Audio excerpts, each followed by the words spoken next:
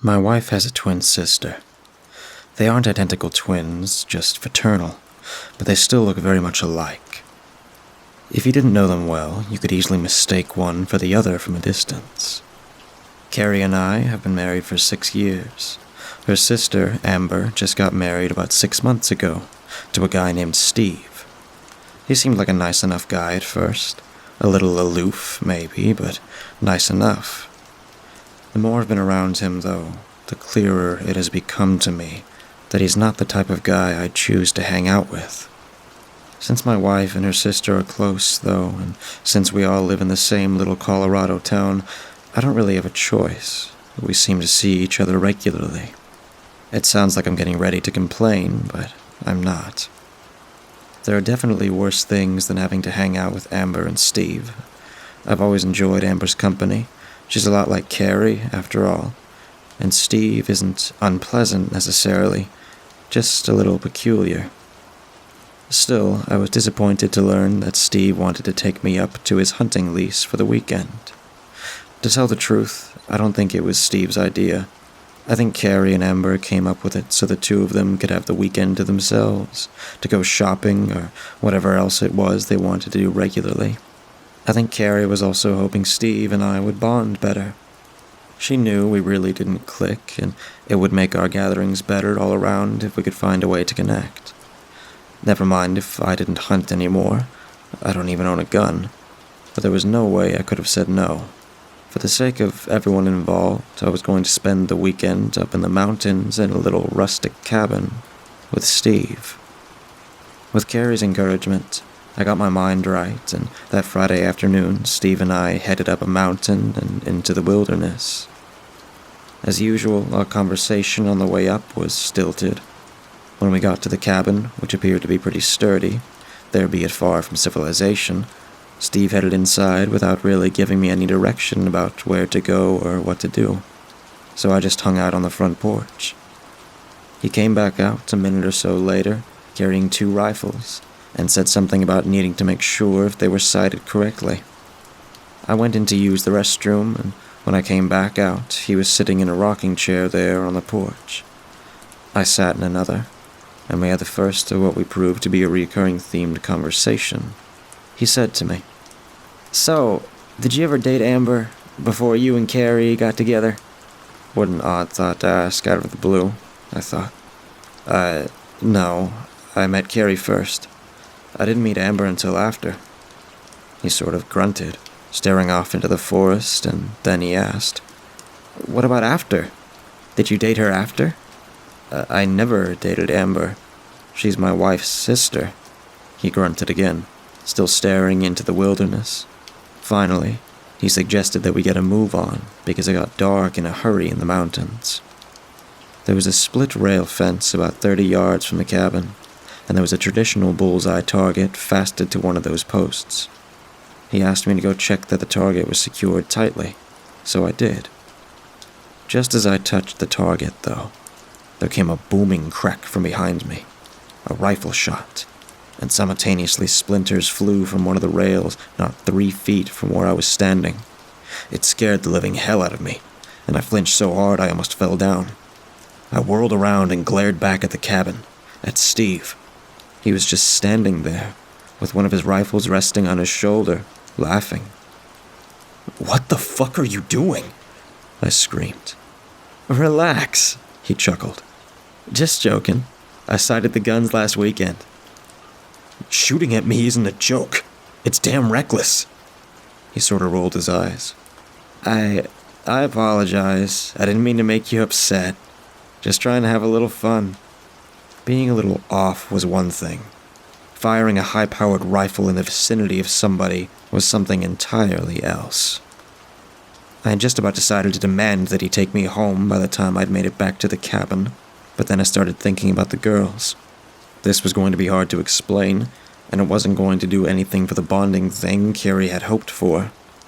Still, bonding or not, it wasn't worth getting shot at. I found him standing next to the sink, preparing to wash dishes. I marched over to him, still not quite sure what I was going to say, but he beat me to it. "I really am sorry," he said. "I'm an expert shot. No way you were in danger. But I get that you couldn't have known that. I understand. I shouldn't have done that. You scared the shit out of me. I know. He rinsed a pot under the faucet and set it in the drying rack. I just felt that we were a little tense. We're not the best of friends, and our wives sort of forced this on us. I was just trying to loosen things up. Yeah, well, I could feel my resolve breaking. Before I knew it, my hand had found its way to his shoulder and patted it. It loosened my bowels. He laughed. You should have seen your face. That's how it went for the next little while, friendly and jovial. We worked together on dinner, steaks and potatoes, nice and manly. And then he made a fire in the fireplace. I grabbed us a few beers from the fridge, and we relaxed there in the den and took in the tranquility. He was cleaning a pistol, a large one. I think it was a .45. The conversation was meandering along nicely, like any normal conversation would. He talked about his army days. He'd done 2 tours in Afghanistan, but hadn't seen much action. He was earnest about it, though, and hearing him tell the stories made me feel a certain reverence for him, as I did towards all soldiers who'd volunteered to put themselves in harm's way for the sake of our country. He finished cleaning the pistol, then he loaded it. Then he set it on the end table next to his chair. It was about then that we heard a noise from outside, something indefinable but large sounding. He shushed me. Then he sort of smiled knowingly and picked up his pistol. A bear, he said. He probably smells our dinner, and he's come to see if there's anything for him. A bear? A grizzly? Doubtful. Probably a black bear. Grizzlies don't usually come this far down this time of year. This far down? We didn't feel very far down to me. But then again, I wasn't accustomed to this kind of outing. No reason not to take him at his word. And not that it really mattered to me. I supposed a black bear could eat me just as well as a grizzly could. It would just take him longer. Steve got up and made his way toward the front door, creeping along quietly. It sounded like the bear had made its way onto the front porch. I could hear his claws scratching on the floorboards, and I thought I could hear him breathing, sniffing, even grunting. Without any warning at all, Steve let out with a loud yell as he banged the front door with an open palm. Like before, I flinched so hard I almost fell out of my chair. He opened the door and rushed onto the porch, which I thought was a terrible idea, though it was probably true that an unarmed bear was less threatening than a Taliban soldier. And then he fired 7 shots into the air. "Get out of here, you crusty bastard!" he yelled.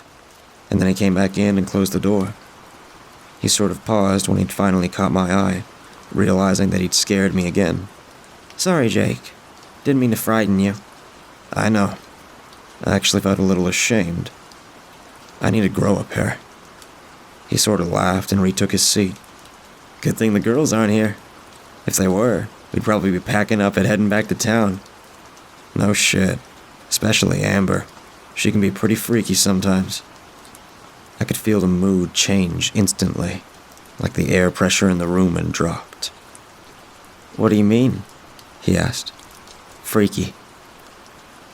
You know, just freaky. She scares easy." He still had the pistol in his lap. I wished he'd put it away, like back in the gun safe where he'd put the rifles.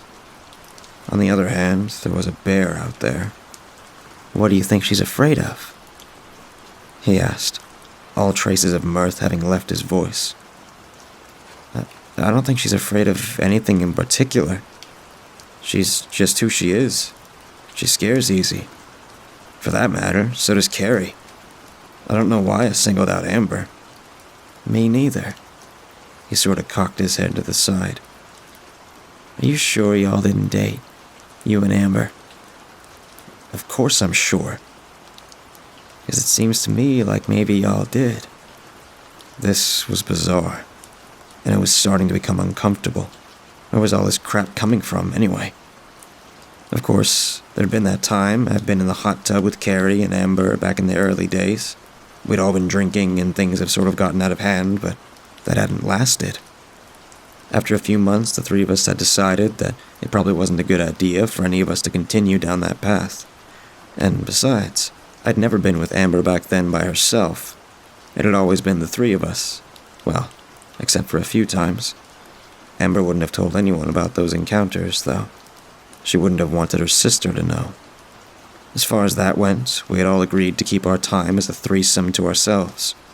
I couldn't imagine Amber telling someone she was dating, least of all the man she was going to marry, that she used to have sex with her sister and her sister's boyfriend. She wouldn't do that. Would she?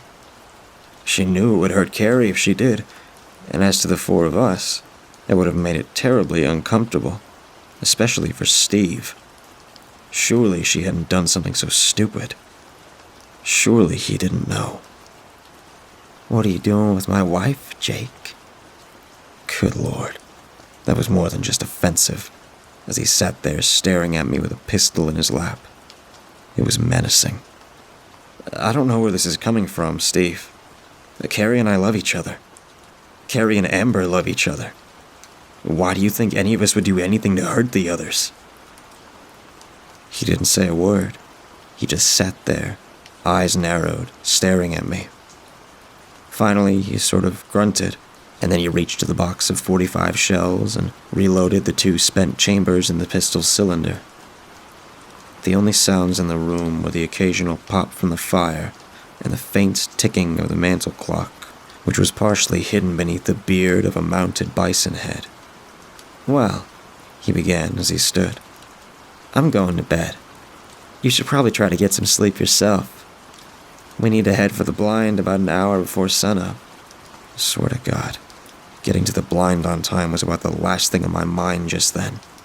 I was beginning to think that old Steve was a little imbalanced, and it was plain as day he had a bone to pick with me.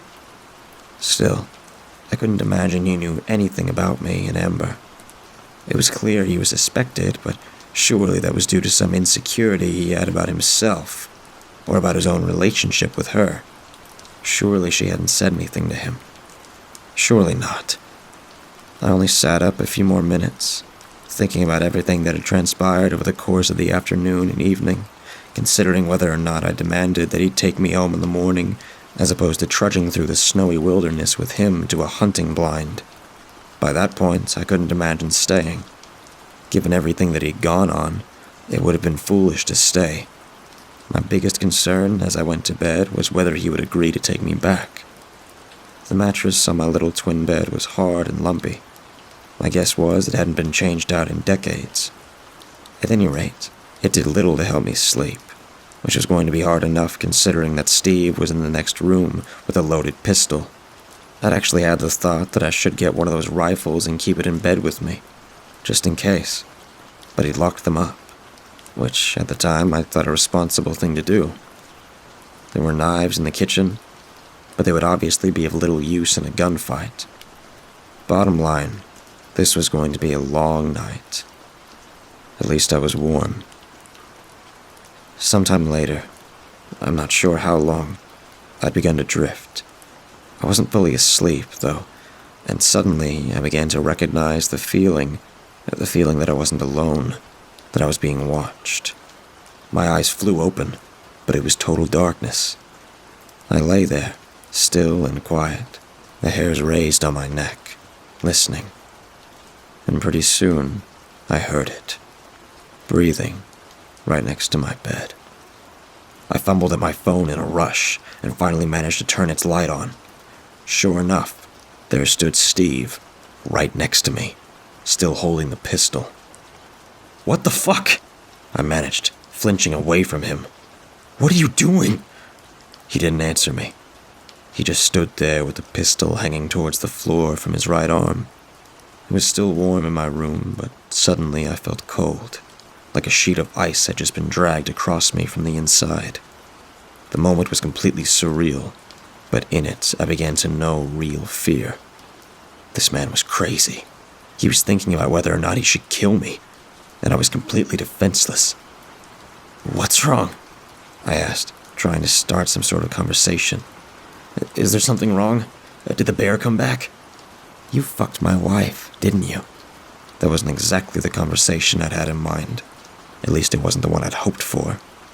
Still, it was better if I kept him talking. I can't imagine why you'd think that. You had your little cock in her. You know what she's like, don't you? Steve, I don't know who you've been talking to. You're still fucking her, aren't you? He'd said that in a whisper, more like he'd been talking to himself. I don't know why, but that was even more menacing. Why do you think you have to have both of them? One ain't enough. Aren't they pretty much the same? Or maybe that's it. Maybe you think they are the same, and you're entitled to have whichever one of them you choose. This was like a nightmare. I couldn't believe I'd managed to get myself into this situation, that I'd allowed Carrie to get me into it. But I had. I started to say something else, anything, but before I managed another word, he raised the pistol and pointed it directly at my forehead, not more than an inch from my skin. No! I screamed. Wait. Was that my voice? Steve, wait! Shut the fuck up, you piece of shit, before I splatter your brains all over the wall. I did as told, the best I could, anyway. By then I was almost whimpering, blubbering even. I was trying to hold it in, but failing miserably. At first, every thought in my mind merged into a great ball of white noise, one where language didn't exist, but then the noise began to abate in favor of distant words. Words like terror and survival and mercy and guilt. When was the last time you were with my wife? He seemed inordinately calm. Maybe because he was a soldier. Did you suck her tits? Did she suck your cock? He couldn't know. He couldn't know. I kept telling myself over and over. We'd been too careful. He couldn't know. Surely, to God, she wouldn't tell. Even if she didn't care about hurting Steve, surely she wouldn't risk hurting Carrie. I swear to God, Steve, I don't know what you're talking about. I was all but sobbing by then, and my voice was barely more than a squeak. Please don't kill me. Please. He almost laughed. Good Lord, you're pathetic. I tell you what, Amber ought to be ashamed to let a little pussy like you put his cock in her. You really do need to grow a pair. Please. Please what? Please put you out of your misery? I can do that. Without even waiting a beat for dramatic effect, he squeezed the trigger. I heard a solid slap of metal on metal, and then I screamed. It took me a second or two to comprehend that the chamber had been empty. Good grief, boy, he said with a mocking sarcasm. You need to change your diaper. He laughed and then added, You didn't think I'd really shoot you, did you? He laughed again, then he started out the room. He stopped in the doorway and turned back to face me, though his seriousness returned and said, If you're still here in the morning, I think I will kill you. With that, he disappeared into the darkness of the hallway. I collapsed into myself. The first thing I became aware of was that my body was covered with sweat, and I was shivering cold. The next thing, I'd pissed in my drawers. Normally, that would have been tremendously embarrassing, but there was nothing normal about what had just gone on. That son of a bitch was nuts, and I had to get the fuck out. He said he thought he'd kill me if I was still there in the morning. I didn't know much, but I knew I wasn't sticking around to give him the opportunity. I got dressed as quickly as I could, fumbling at the button and zipper on my jeans. My fingers felt as thick as sausages. My heavy coat was in the den, along with the rest of my stuff. But there was no way in hell I was risking going out there. I'd gladly sacrifice all that crap to the greater good, which was making sure I made it out of the cabin alive. I put my phone, which had no reception just then, in one pocket and my wallet in the other. Then I opened the window, quiet as I could, and crawled outside. The window was 6 or 7 feet from the ground, and I managed to stumble my way out of it. Quite painfully, actually, but that didn't matter. Steve's window was just a few feet from mine, so I was pretty sure he would have heard me fall. I scrambled to my feet and took off running.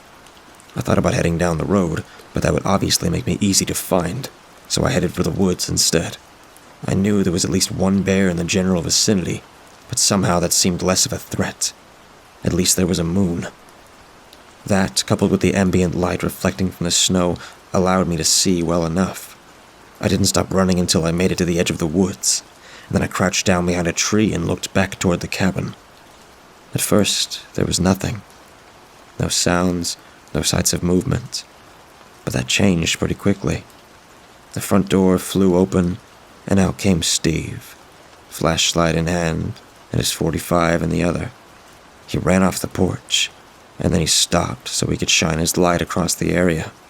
I ducked behind my tree, best I could anyway, and tried to make myself small. The beam of light passed by me once, twice, and then a third time. Then Steve called out to me. Jake, you know there's a bear out there. It ain't safe." I couldn't wait any longer. I'd lost my nerve. I took off into the woods like a scared rabbit, not being careful about how much noise I was making. It didn't take long for the beam of light to refocus in my area, which only motivated me to run faster. "Jake, wait. You're gonna get lost. There's a bear." I had the presence of mind to change direction to try to avoid the beam. I ran until my lungs started burning, and then I hid behind the roots of a large tree that had fallen over. I could see the beam of light shining through the trees to my right. Maybe I'd thrown him off my trail. "Jake, come back. It's too cold out here. You're gonna freeze to death." The beam of light kept moving through the forest. He hadn't turned where I'd turned. He kept going straight and was headed past me. Speaking of my trail, though, I felt certain he'd figure out sooner or later that all he had to do was double back and find my tracks in the snow, and they'd lead him right to me. I couldn't stay where I was. I had to move. "Jake, I'm sorry, Jake. I was just teasing. You know I wouldn't shoot you." I couldn't just take off, though. I had to be calculated. I had to make sure I was staying clear of him, but I had to work my way back towards the road. Otherwise, I could get lost, and getting lost could prove just as deadly as staying put. "Jake!" I heard him calling to me yet again, but then there was silence, and then came another yell, but with a different sense of urgency. "Get out of here! You get!" His words were followed by 3 gunshots in quick succession. "Get! Fuck!" Then 2 more gunshots, then a growlish roar, like that of a bear, and then a scream. It was a blood-curdling scream, too, like nothing I'd ever heard. It made goose flesh rise up all over my body. "Jake!" I'd never heard my name like that before, either, and frankly, I hoped I never would again. It was ghoulish, like Satan himself was ripping Steve's soul from his body. I heard another growl, and then another scream, and finally, a scream that cut off right in the middle, like somebody had pulled its plug. I was mortified by it. Just like the rest of this evening had been, it was almost beyond belief, but I was virtually certain I'd just heard the demise of my brother-in-law. And in spite of everything he'd done, it was an awful thing to hear. In the moments that followed, I came to know true terror. I was afraid I was going to hear Steve call for me again in some half-dead, terror-filled plea for help. He never did, though, nor did I hear any more comment from the bear, assuming that's what it had been. And, of course, I was afraid that the bear was going to come for me next, and I didn't have any way to defend myself. Steve had a gun. Lots of good it had done him. What chance would I have without any weapon at all? There weren't just bears in the forest, either. There were probably all manner of creatures that would do me in if given the chance. What was I going to do? What in the hell was I going to do? Before long, I started noticing how cold I was. I was bone cold, and I was shivering like crazy. I thought about going back to the cabin, but realized there was a chance Steve had only been wounded and had made it back to the cabin himself. I thought about getting up and moving to generate heat, but quickly dismissed that idea. I would be asking for death by predator if I showed myself any more than was absolutely necessary. Finally, and only after I'd come close to giving up, I thought about Eskimos. I spent the next few minutes building snow walls up to the sides of the fallen tree trunk and its roots, building a space barely big enough for me to fit inside. Once I'd slid myself in, I built up the snow across the opening as high as I could, and then I wrapped myself up tight and waited. I waited for some animal to find me, or for Steve to call to me with some wraith-like voice, or for the sun to come up. By then, I had come to realize that I was definitely not the master of my fate. Surprisingly, I managed to fall asleep. I spent the rest of the night drifting in and out of consciousness, fighting to go back under every time I came to. The night was long and desperate, but finally, I woke up and found sunlight creeping in around the edge of my little cocoon. I was excited, almost deliriously thankful, and I burst through the side of my fortress and stood up in the new day. It was amazing how warm I'd stayed. It was almost counterintuitive, like a shelter made of snow could keep me warm, but it had. Again, I thought about going back to the cabin, maybe finding the keys to Steve's trunk so I could drive off the mountain. But just like last night, I recognized the possibility that I might run into Steve. I knew the road was to my right, so I decided to head into that direction. I came across a pretty gruesome sight just a few hundred yards along the way, though, and it almost made me change direction. There was an area, maybe 8 or 10 feet in diameter, where the snow was spattered with what I thought was blood, frozen blood. I started to give the area a wide berth, but something caught my eye from its middle. I walked to it, and sure enough, it was Steve's gun. There were also several large pools of frozen blood next to it. If the body was Steve's, I didn't see how he could still be alive. There was too much of it. Then, I noticed a trail of blood-tinted snow leaving the area, as though something had been dragged away. The trail grew fainter and fainter, and disappeared altogether, maybe 30 feet from where I was standing. I shivered at the thought of what had gone on there last night, but it was clear that I couldn't be deterred. I had to find my way back to the road, and then, somehow, to safety. I reached down and picked up Steve's pistol. I remembered hearing 5 shots last night, which meant there should have been 1 unspent bullet left. I flicked out the cylinder and dumped the casings into my hand. Sure enough, there was 1 unspent bullet. I put it back in the cylinder and closed it so that the bullet would be ready to fire. And then I started walking. It didn't take long, maybe half an hour, to make my way to the road. I was elated, to say the least.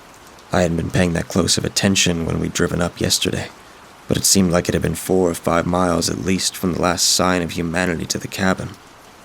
I was starting to feel warm as the sun rose higher, so I unzipped my jacket and started walking down the road.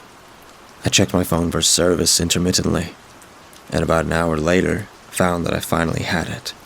I tried to call Carrie first, but she didn't answer. I left her a voicemail explaining to call as soon as she could, that it was an emergency, but didn't give any details. This wasn't the sort of thing you left in a message. Next, I called 911, and after a few minutes of explaining, the operator felt comfortable that she understood where I was, so she sent someone my way.